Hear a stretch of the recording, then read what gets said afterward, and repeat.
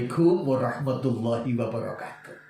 Sahabatku yang beriman, alhamdulillah kemarin kita sudah membahas terkait dengan wa min fitnatil masih dajjal. Jadi fitnah dajjal sang penipu. Sekarang izinkan saya ngajak untuk mudzakkar terkait dengan fitnah hidup, wa min fitnatil mahya.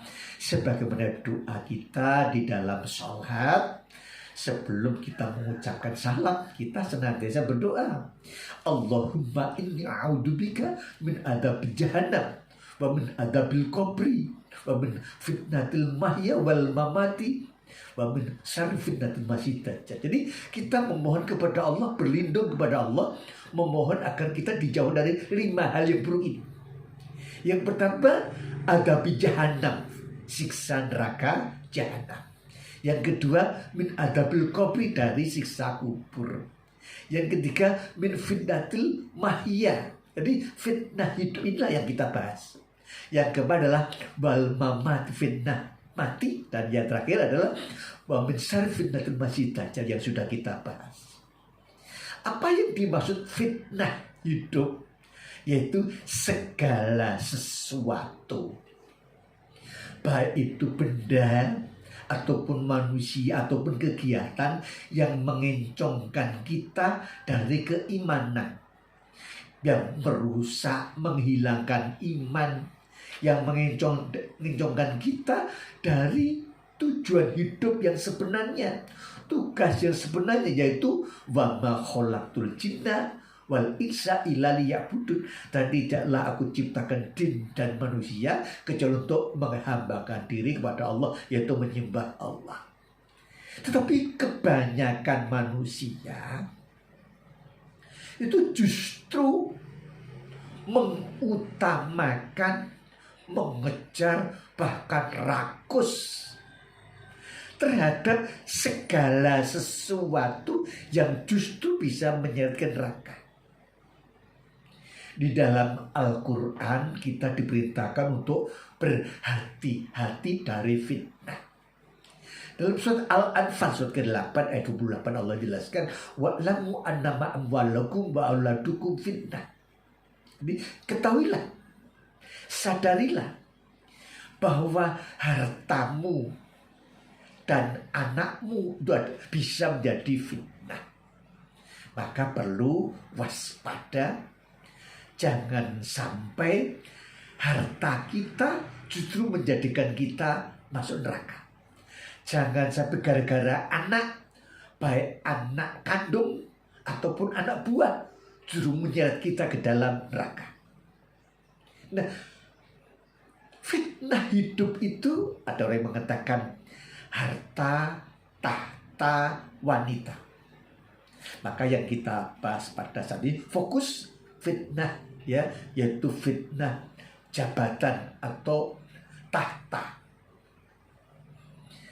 Semua orang suka kepada jabatan, menjadi pejabat.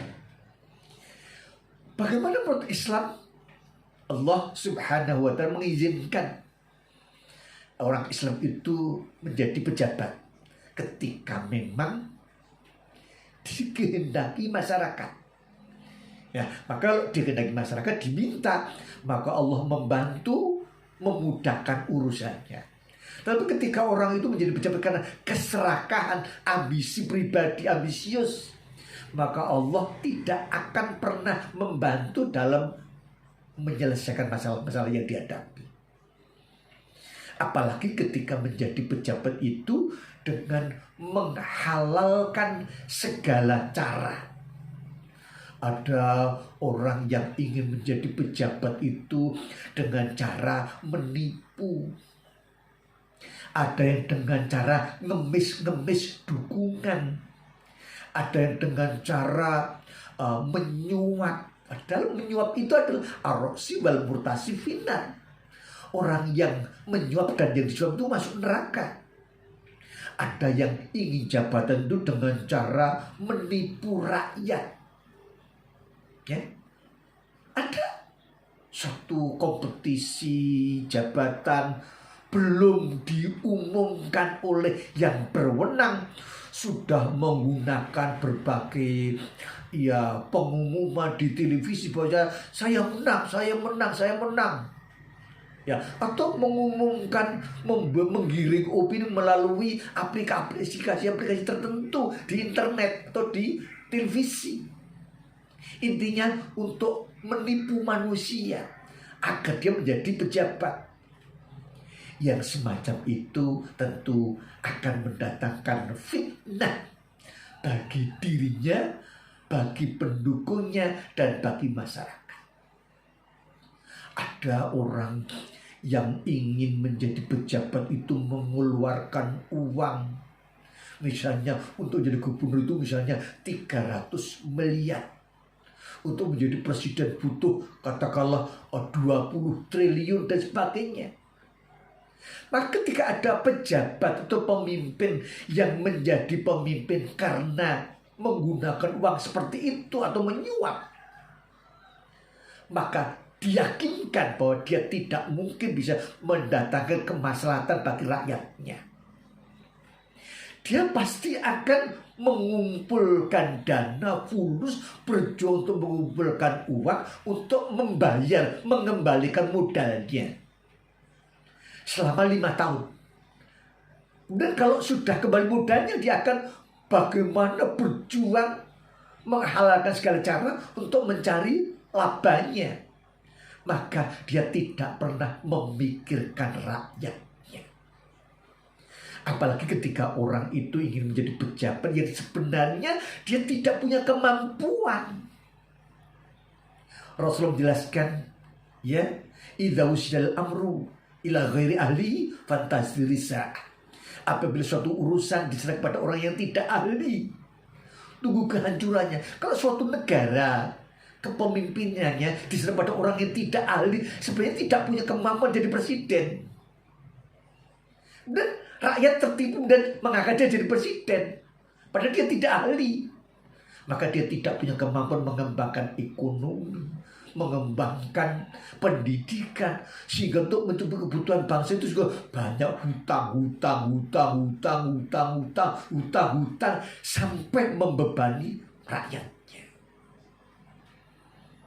Apalagi kemudian disertai dengan berbagai penipuan, ancaman untuk mendapatkan dukungan itu dengan cara mengancam, menipu.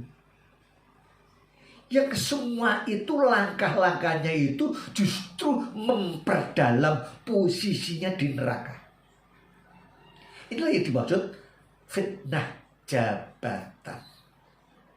Maka kita perlu hati-hati dan difahami bahwa itu semua tidak berguna. Di dalam surat Aswar, surat ke-26 ayat 87-84 Allah menjelaskan, a'udzubillahi minasyaitonirrajim, la yanfa'u mal wa banun illa man atallaha biqalbin salim.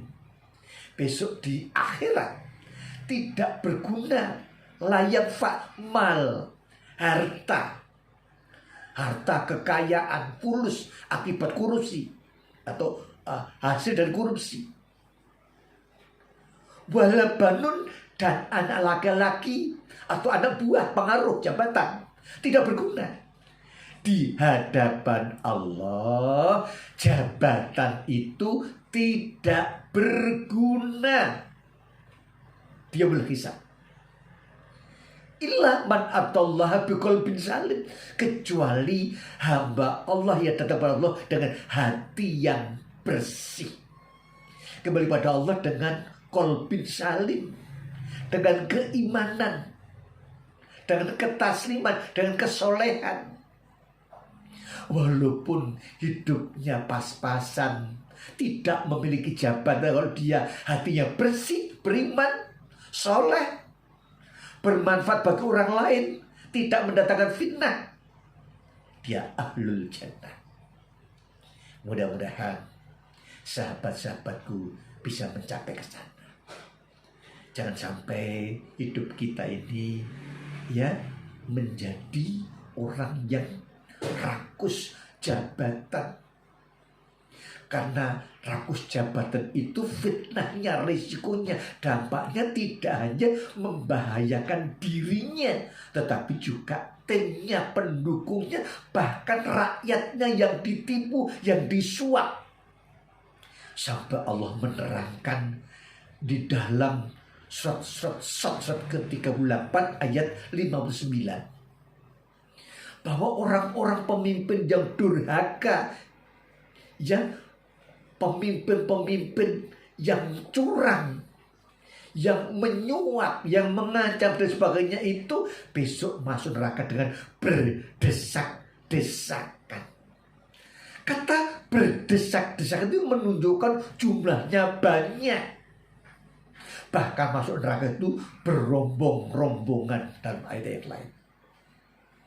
Mudah-mudahan Allah Subhanahu wa ta'ala mencurahkan bimbingan hidayah, pertolongan kepada kita sehingga kita bisa menjalani kehidupan yang selamat dari fitnah hidup dan fitnah mati. Mudah-mudahan Allah mengabulkan doa kita. Ada kurang lebihnya mohon maaf. Akhirul kalam. Assalamualaikum warahmatullahi wabarakatuh.